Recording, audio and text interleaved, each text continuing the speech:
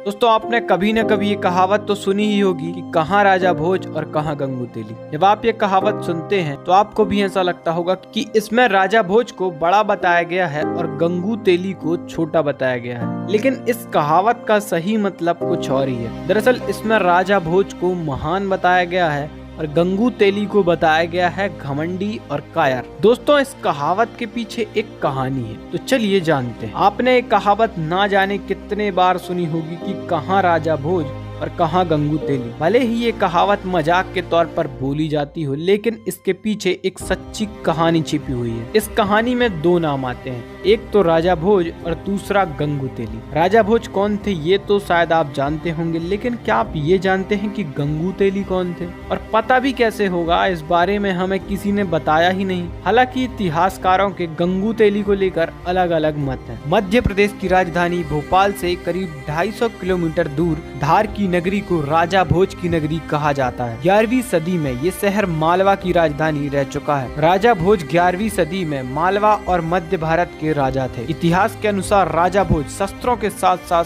शास्त्रों का भी ज्ञान रखते थे। इस कहावत में जिस गंगू तेली की बात होती है वो कोई एक इंसान नहीं बल्कि दो व्यक्ति थे। गंगू का पूरा नाम कलचुरी नरेश गंगे था और तेली का पूरा नाम चालुक्य नरेश तैलंग था। एक बार गंगे और तैलंग दोनों ने मिलकर राजा भोज की नगरी धार पर आक्रमण किया, मगर उन दोनों को राजा भोज के पराक्रम के आगे घुटने टेकने पड़े। इस लड़ाई के बाद धार के लोगों ने गंगे और तैलंग की हंसी उड़ाते हुए कहा कि कहाँ राजा भोज और कहाँ गंगू तेली। तभी से कहावत आज भी आम बोलचाल में इस्तेमाल होती है। दोस्तों लोगों के हिसाब से इसके पीछे एक और कहानी भी बताई जाती है। अब इस कहानी के हिसाब से क्या होता है कि राजा भोज का महाराष्ट्र में एक किला था जिसे पनहाला कहते थे, लेकिन इस किले की दीवार बार बार गिरती रहती थी। तब इसके उपाय के लिए ज्योतिष ने राजा भोज को कहा कि अगर किसी नवजात बच्चे और उसकी मां की इस जगह पर बलि दे दी जाए तो दीवार गिरना बंद हो जाएगी। जिसके बाद तेल बेचने वाले गंगू तेली नाम के एक शख्स ने इसके लिए अपनी पत्नी और अपने बच्चे की कुर्बानी दी, लेकिन बाद में उसको अपने इस काम पर घमंड आ गया और लोग उसे घमंडी कहते हुए तंग करने लगे कि कहाँ राजा भोज और कहाँ गंगू तेली।